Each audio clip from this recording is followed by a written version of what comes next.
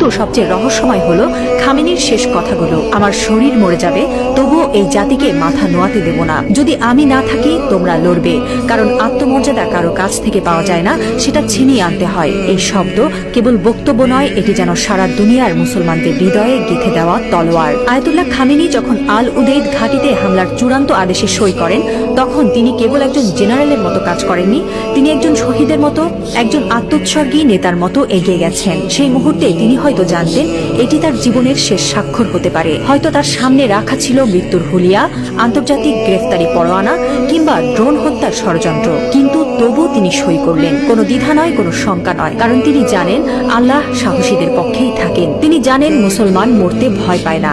যারা আল্লাহর পক্ষে থাকেন তারা জানে মৃত্যু মানেই পরাজয় নয়, বরং আত্মত্যাগী বিজয়ের শুরু। এই একজন মানুষ এখন আর কেবল ইরানের নেতা নন, তিনি হয়ে উঠছেন সারা বিশ্বের মুসলিম উম্মার প্রতীক। একজন বিশ্বাসী, একজন অটল মুজাহিদ, একজন সাহসী পিতার মতো তিনি বলছেন, আমি থাকি বা না থাকি তোমরা লড়বে। হ্যাঁ মুসলিম উম্মাহ, তোমরা মাথা নিচু করো না। লা ইলাহা ইল্লাল্লাহ, আল্লাহ ছাড়া আর কোনো ইলাহ নেই।